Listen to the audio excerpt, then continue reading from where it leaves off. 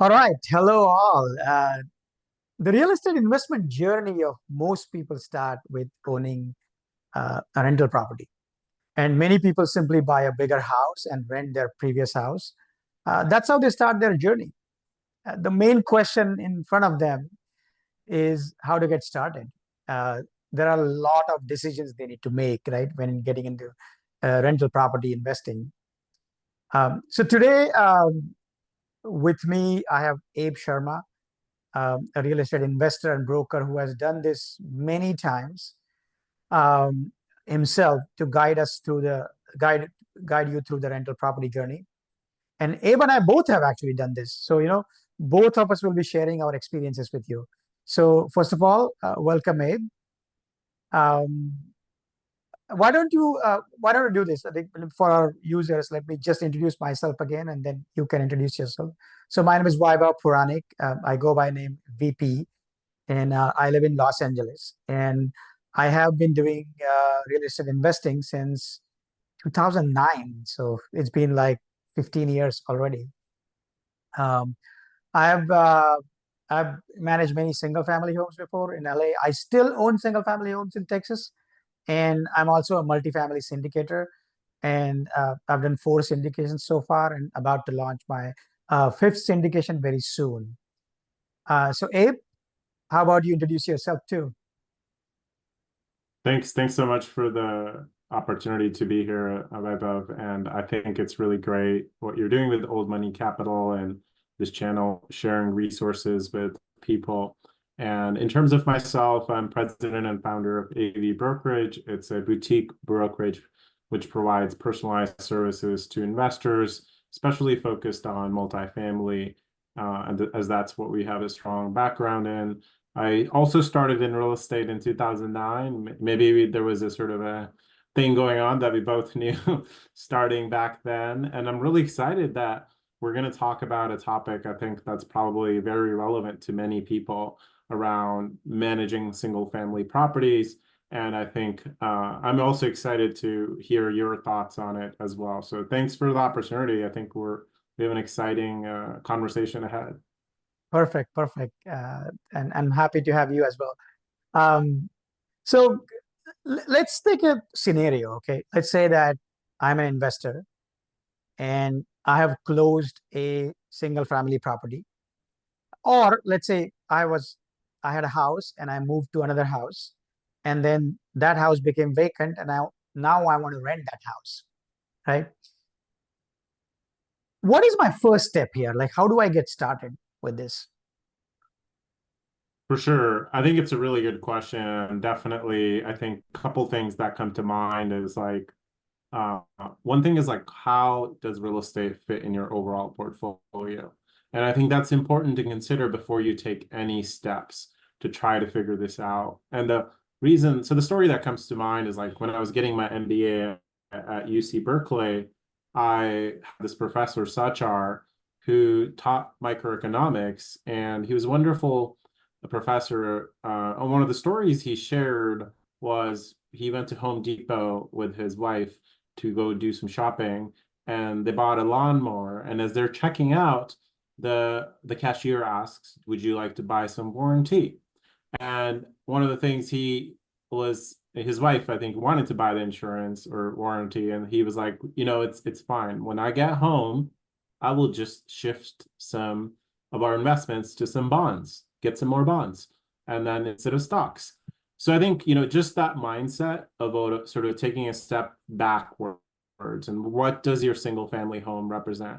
So I think the last time I checked, like people who own homes generally many times about I think 56% of their wealth is in real estate. So I think there's something to think about. What are your real estate goals with that? The second thing that comes to mind is I think traditionally people think of long-term rentals as the only option. So what that means is like, hey, I'm going to rent a place for 12 months to somebody or 18 months, and that's what it is. But I still remember living in Sacramento, Midtown, and I used to rent a place, and then I started doing an Airbnb of it, and I think I made enough money that paid my rent for Airbnb that place for 2 weeks. So I would essentially rent the place for 2 weeks, and when I would travel, and it would pay for the whole month's rent. I think that's really important. So I'd say I would start with those couple things first, which is like at the 30,000 foot level, where real estate fit in your portfolio? What do you want to do with it?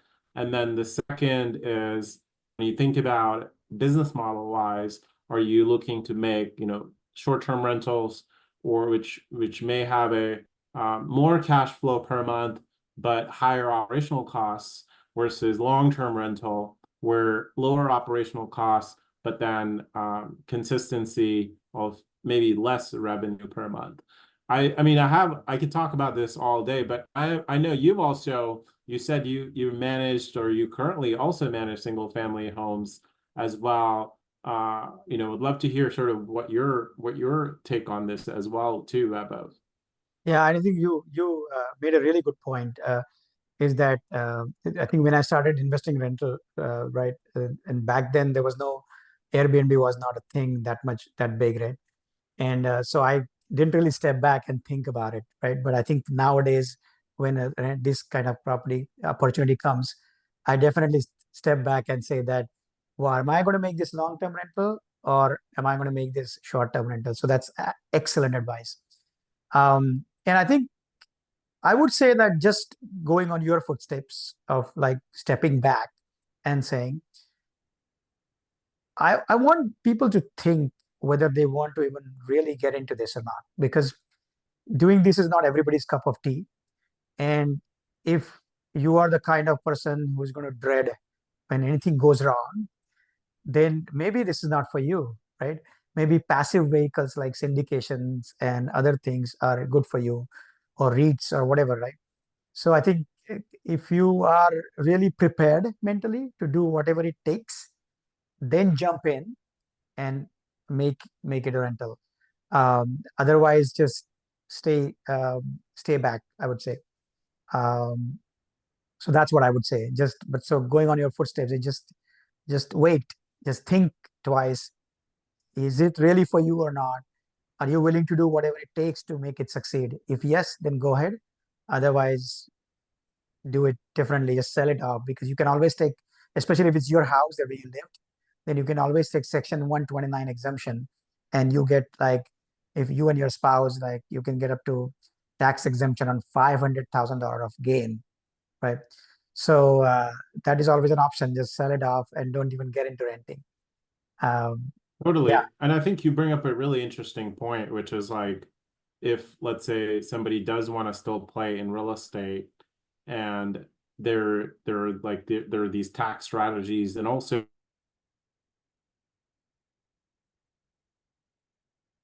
sort of maybe sort of a dividend income from real estate, but also not having to control and be responsible for the control of it.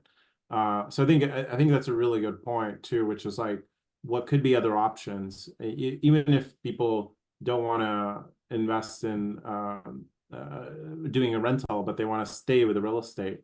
And I think the other thing that comes to mind within this too is, well, the insurance part, which is really important too. And one of the things is, if someone is going to rental business, or they're going to start having human beings living in their homes, one of the things is think about what is your liability. And because unlike when you just buy a stock like a GE or Apple, if Tim Cook gets sued, it's none of your business. You will still get your checks in the mail or whatever. But in real estate, when you have a tenant, they could fall out the window. There could be a fire in the place. So just having all these protections is helpful. And I still remember, I think when it comes to it, so that you want to definitely have a good relationship with your insurance person, as well as, I think having it, just umbrella insurance is another yeah, insurance I think as that's a well, great something to idea. consider. Yeah, umbrella insurance will definitely get you the more protection Um, than the liability that comes up with a so I think house. let's switch to, Yeah. can you still hear me? Yeah, I can hear you. Yeah. It was in and Okay. out a little bit, but now it's better. Okay. All So right. Yeah, I think the story. Yeah, yeah. So let's say the biggest question that a lot of people face is, uh, let's say the property is nearby me, right? If it's out, it's a different city or something, then I don't have an option, right, of managing it myself. Some people do that too, but I think it's crazy. But people do that. But let's say the property is in the same city, then what do you think? Like, should I manage the property myself, or should I get a property management company? How should I decide?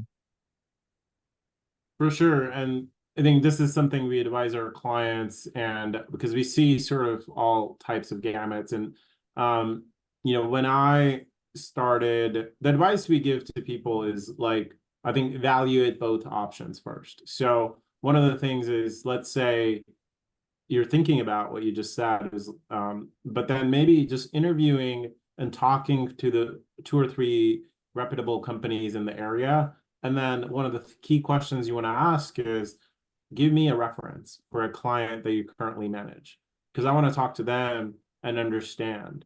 And I think that's one piece of it. And there are different models to how these property management companies can get paid.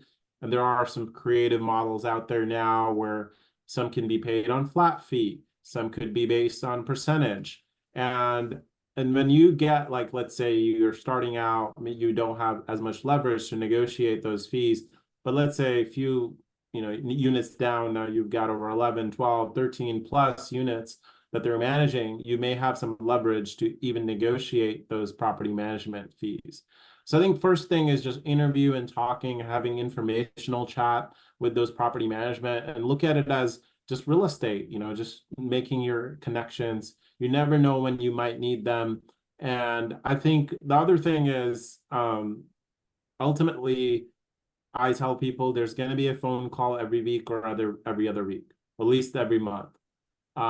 Is that something that you can fit in your lifestyle? And if so, then that could be a consideration. So as well, and I think, so I mean, what is your take on it? How No, I you think, think about it? yeah, I think this is, you hit the nail and the last thing where is, do you even have time for doing this? That is the first thing you need to look at. If you're a really, really very busy professional, then maybe this is not for you, right?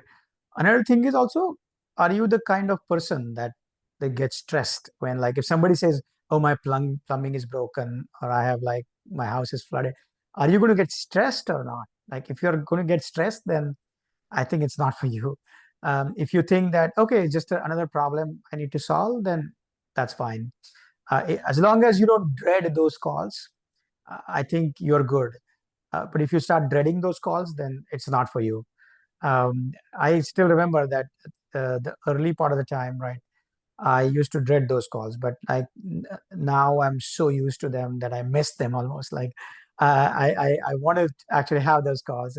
It's fun to talk. It's fun to solve those problems. So I think that's one of the things I would say. Um, uh, yeah, I mean, For sure. I I think also like your idea of like interviewing property management company, even if you are self-managing, just to understand what kind of things they're telling you. So that's a good idea as well. But Abe, um, if I say that, let's say I'm not going for property management company, I am going to just manage it myself. I have decided, let's say. So now what should I do? What's the first step there? for sure. I think it's I think one of the things I think about is like my own story of how I started renting. Hmm. And, I owned a single family home, 3 bedroom, 1 bath in Sacramento. And um and and I had this idea that I would start renting it by the room. So I would live in one of the rooms and rent the other couple rooms. And I Hmm. also used to go to the local public library, the medical school library at the UC Davis Medical School, to study for my GMAT exam Hmm. that I was taking for business school. And then one day I look at the bulletin board and it says, apartments available, or people were posting things on there. And he gave me an idea, which was like, why don't I just email the dean of the school and say, could you help? Like, hey, I have rooms available. Does anyone want a room? And next thing you know, I was part of their circulation system, message board, and I started getting pretty good tenants from their from the it so essentially became a partnership with the school. I think, the takeaway from that is really thinking about like where can you get some good source pools of tenants in your community, and kind of thinking outside the box. Maybe you have relationships in your networks that you already know, that communities that you're part of. And obviously everybody thinks of like Craigslist, HotPads, apartments.com, those things. But if you can build like some good relationships with the local community, you may end up having pretty good tenants from that as well. Better quality tenants, I would say. That's right.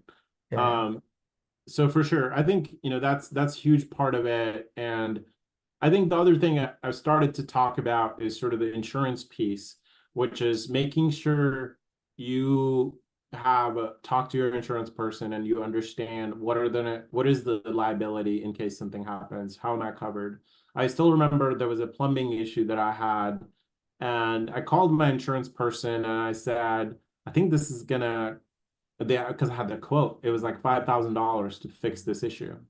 And my thing is always call the insurance just to see.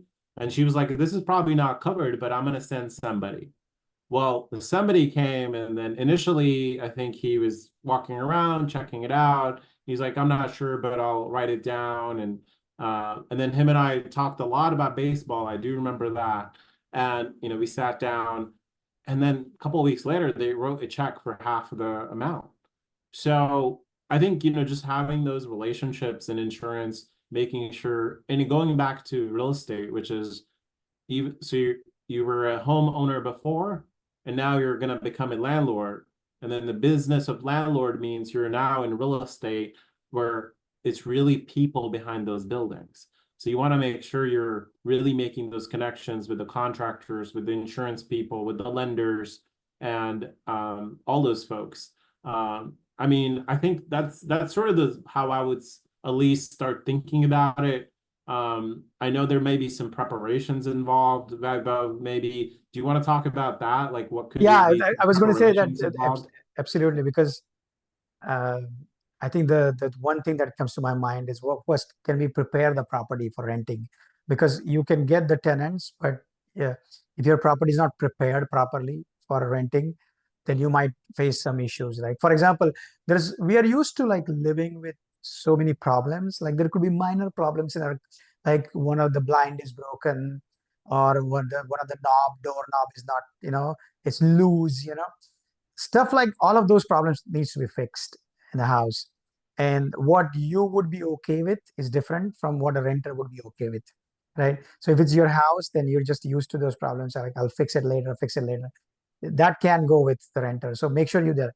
And especially if there is anything that endangers safety of the tenants, then you have to fix it, right? Right. For example, if there's a broken tile, which is, if it's just a crack, then it's okay. But if it is completely broken tile where people can, um, you know, so I mean, if you're gonna fall or something, then you should fix it. Or if the AC is broken, there are some things that anything related to safety has to be fixed. And for, now, sometimes what happens is there are things that you decide not to fix purposely, and then as long as you clearly communicate that with the tenant that's coming in, that's fine. For example, in one of my properties in LA, we had a motorized gate, uh, and that motorized gate was broken, and it used to break pretty often. And motorized gate outside is not essential, right, for living in there. I mean, you can keep the gate open, and that's fine. So I told the tenants, that prospective tenants, that look, this gate is broken. I'm not going to planning to fix it, and almost nobody had any problems with it. So setting the right expectations of those prospective tenants is also a good way. But there are things, so you have to really categorize. Okay, these are the problems I need to fix it. These are the problems I will fix it, and these are the problems I will not fix it. Um, I really so like those three categories, and I think so. It's it's really important, I feel like, to be able to categorize and prioritize if you're really self-managing, to make sure you're essentially triaging. And that's a really good point about to be able to do that. And it's a bit like project management, a bit, project it man. sounds like, right? Absolutely. So now I have another question, like, because some of my friends use professional photographers uh, to list, because if you're listing them, or um, what do you think about that? Should we use a professional photographer? Cost like, I don't know, $200 to $500, right? Should I spend that money on getting it photographed properly, or should I just use our iPhone to take photos? Yeah, what do you think? For sure. And, there may be all kinds of opinions on this too. There may be other opinions.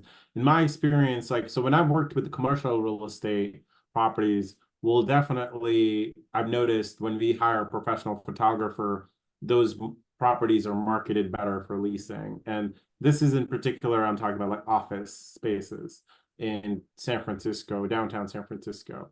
So that's been a thing. When I think about someone just starting out trying to manage their own property, I would say, we have these wonderful things in our pocket, the smartphones. We got the Androids and the iPhones. And I would say, a few things that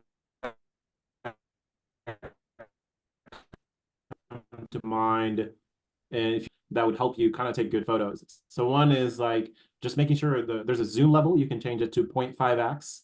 That helps you kind of show the whole room.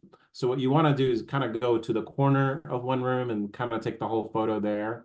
There are also filters that let you kind of brighten the pictures as well. Also try to take the photos during the day and make sure like you don't have like your cat, or it's decluttered essentially. And so it's clear in the photos. So I think that those are some of the things we want to think about. And I remember when I owned a condo near the beach in San Diego, and one of the things I said what we would do, or at least when I saw people were doing, was they would have a drone take a photo as well. So it would Yeah, show the landmark, like the ocean in the background. absolutely. And so so if there's any amenities that you want to highlight, like maybe there's a nearby Target or grocery store or anything. So sometimes the community can be really important, photos of that. So those are my couple thoughts, and you may disagree. Maybe you have other thoughts on this. No, I actually agree for most part, and especially I think starting people, there's no need to have a professional photographer as long as they follow like some of the tips that you said, like use 0.5x and all of that stuff. But what I would say is that in my opinion, if you're doing Airbnb or short-term rental, then I think you should go for photographs, professional photographs, because then I think it's all depends on people don't come and see it first, right? Even a long-term rental, photograph is just to get them in there, but ultimately they will make their opinion based on coming there. But in a short-term rental, people decide solely based on photographs. So in that case, having a professional photographer becomes more important. But in a long-term rental, in my opinion, they're not that important, because no matter what happens, they're going to come and visit and see the property. Uh, so that's what I would say. For sure. So And it also gives me a thought too. Maybe there's sort of a middle ground here, the hybrid approach, which is if you do have a long-term rental, but it's furnished, maybe because it seems like because you're then able to showcase that experience kind of like showcase that. Airbnb. Perfect. So if you do have like furniture there and you're asking for premium even for long term, that could Mhm. be another place where you do want to get Your professional photographer. photography. Perfect. Perfect. But then, okay, so then I guess the next step would be you have photographs now. Now you want to list it online. And I know you mentioned one way to source it earlier, but what is the other way? Especially like, you know, you are a broker, and what do you think about MLS posting? Like, should people post on MLS? Like, should they use broker? Like, tell us more about it. Like, how should they list the property online for renting? Sure. When it comes to like commercial real estate, like for example, I'm currently representing a retail space in downtown San Francisco. And we have a professional flyer. There's also a CoStar, another database for professional commercial real estate. And we do get leads from that. So because that audience is looking, the other brokers are actually looking, and these are restaurants, these are commercial clients. So I think what I'm trying to say is essentially, where does your audience hang out? If you're a single family home owner in, let's say, Sacramento, California, and your North Oak Park area or downtown, where does your audience hang out? What kind of people are you catering to? A family? So they're most likely not going to be like using an agent or a broker to look for a place. They're probably just going to be going on the internet and saying rental property in Sacramento. So then there are certain websites that do have like pretty high, availability when they're doing those Google searches. So you've got Craigslist, you've got Hotpads, apartments.com. And again, I will mention another sidebar thing. So there are property management companies where you can make a deal with them, where let's say for, I think, half of the first month's rent or something, you get to use their platform to essentially spam out your listing to all these platforms. So it depends, that could be in a hybrid approach. Instead of going through each website, you're now using someone's platform to advertise your thing. So I think when it comes to single family homes, I would say those are essentially just understanding where your audience hangs out. What's been your experience like when it comes to it, web as well? Yeah, we have seen Zillow and apartment.com are the top thing where we've seen success.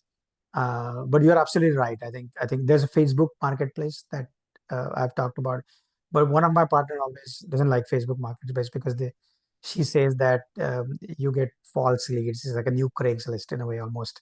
Like whereas Zillow and apartments.com are the in west side of LA, there used to be West Side Rentals, but now it was bought by apartments.com, so it's essentially apartments.com now.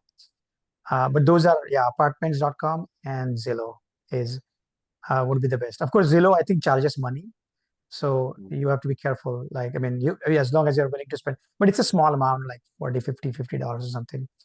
I Yeah, think it's and worth it. Yeah, it is worth it. And I think just understanding that there are these options that are paid and not paid. And I think you do bring up a good point about the Facebook, and yes, the marketplace, but also there's Facebook groups. Maybe you're part of correct. The XYZ neighborhood group. or yeah, something like that. Maybe you're part of, like, for example, I'm part of like the MBA alumni class of this Right, 2017 of UC Berkeley. I can literally just post my rental in that group. And you right. never know, like these are all people I know. So you got like at least somebody who could be, sometimes they'll share it with somebody. So again, going back to sort of the network effect, if you're part of some Facebook groups that you're maybe part of, go ahead, maybe share away there. Right, right. That's perfect. So, so let's move forward a little bit. So you listed your property. Now people have started contacting you. Some people are interested in the unit and they applied, or they basically said, yeah, we are interested. Let's move forward. Now, how do I choose between these people? How do I vet? Because there are 4 or 5 people. Which one is the best person? Right. Um, I still remember like I was renting a place in San Diego. This is in Pacific Beach, and my landlord had this application where he wasn't just doing background check, he also had references for the supervisor on there. And then next day, so I filled it out, and next day I'm at work, and my supervisor, Matt, him and I are having a meeting, and his phone rings, and it's my future landlord. He's asking him how much I make, verifying my income, and my boss is like literally telling me, he's like, "Hey, I'm lying for you," and I'm just, but like, he's Yeah, like, "This is your test," like, but that's a good loop to do, and I think this guy who's, he's had consistently good experiences with tenants. I think the reference piece is important. I think maybe some people don't do that, and having it having done that is good. Obviously, there's background check services that you can use. There's services like My Smart Move, for example. Checker is another one. So you may have, they do cost money. So you could also, you could have an application fee and those types of things. So I would say have that. Those would be my first like order of defense when it comes to vetting people as well. And maybe I'll let you kind of share what your thought is on this as well, because I also have thoughts in what if you do pick somebody and it doesn't work out. Right. So I mean, I guess there are some rule of thumb, but you have to look at the holistic picture. Like for example, like generally the rent uh, should not be more than the 1/3 of the gross pay of that person in monthly pay. And so, sometimes in what we have, you have to of course check the credit check. You have to do the credit check and make sure that these people's credit score is good. They don't have any they don't have their bankruptcy, or they haven't and their score is decent. But sometimes we have also found that a lot of time the new immigrants, right, who have moved in just now, and they might not have credit history. In that case, we have accepted like the letter from their employer or their pay stub or some proof where they actually make that much money, right? And I remember like there was a friend of mine here in Cheviot Hills. He had a house. It's a nice house, 4-bedroom house, and you know who rented that house for me? The French Consulate General. And of course, they don't have any credit history here. Like they're completely new in the country. They're just coming here for like 3-year stint or something, right? And yeah, of course. I mean, so you have to make some judgment calls here that, okay, well, he's a French consulate general. So he's not going to he's going to definitely pay the rent. It comes from the French government, right? So you just have to use some of your judgment plus, so there's that part of vetting as well.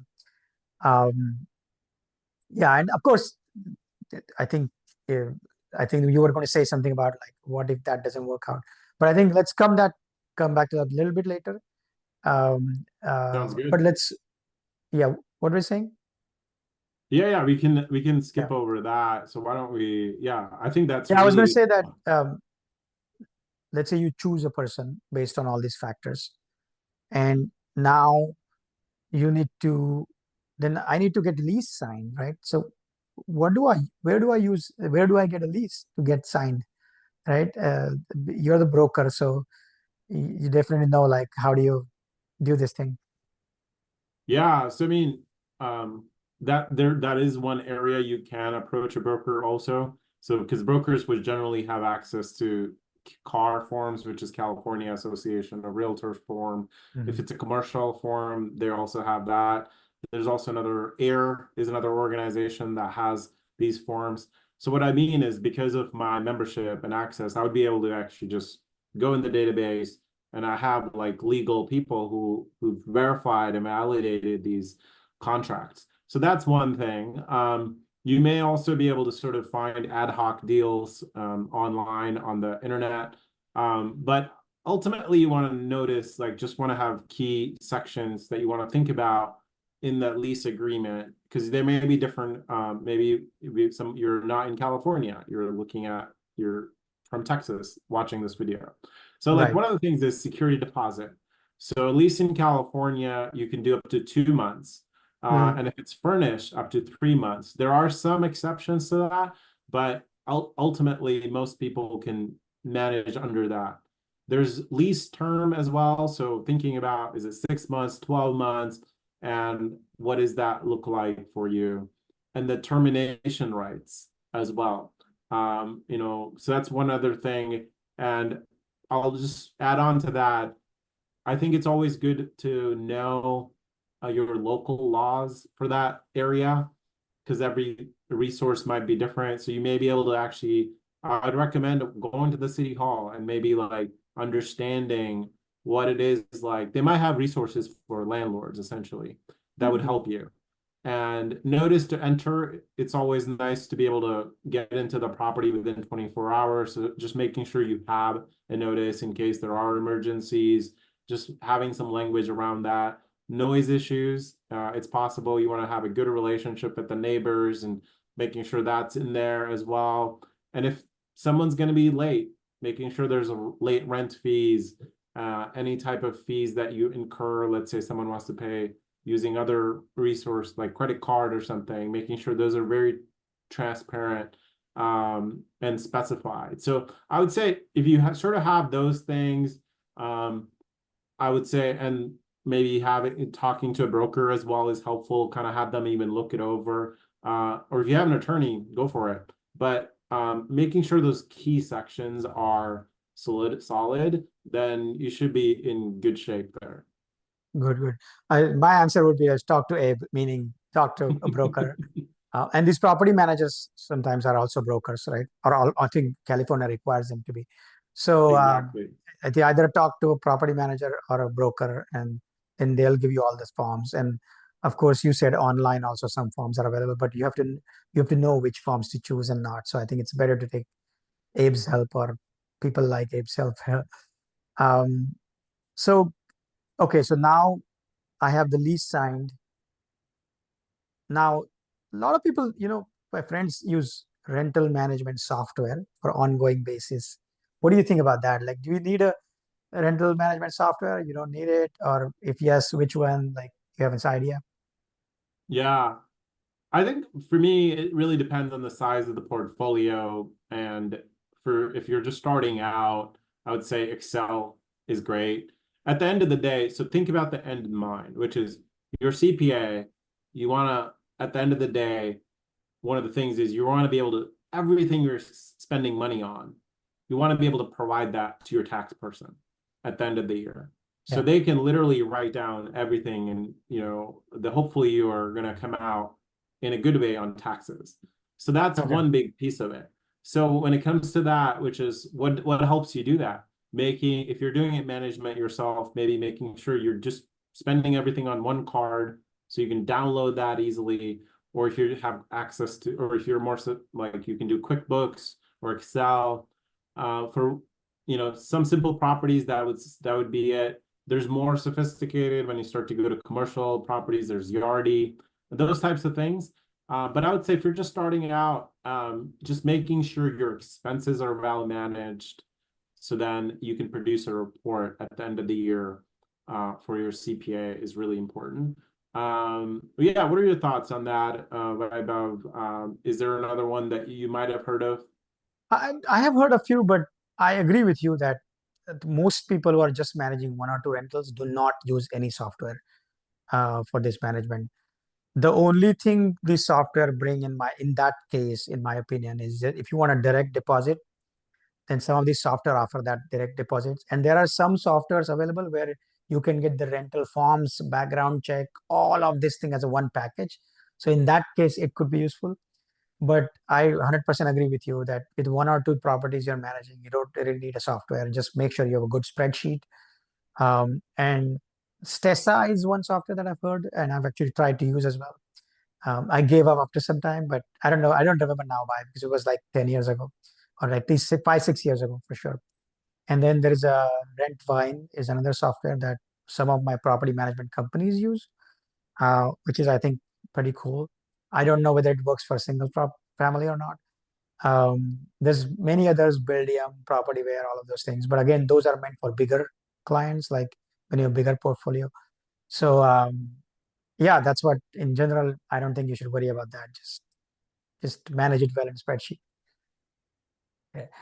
Um, so I'm going to ask you the elephant in the room now, the biggest problem that a lot of people dread about. Like, so now that tenant is, living in my property, and I'm on vacation, Hawaii, and I get a call that something is broken.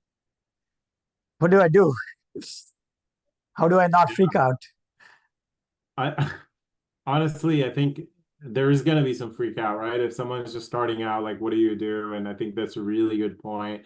And going back to what you said, Webbo, is really important, which is, and you talked a little bit about sort of the triaging in different buckets of the types of problems you're going to see. I think the other thing I would add to that is and this is assumed in all leases in California, even if it's not written in your particular lease, you have to provide a safe and habitable place for Right. that person.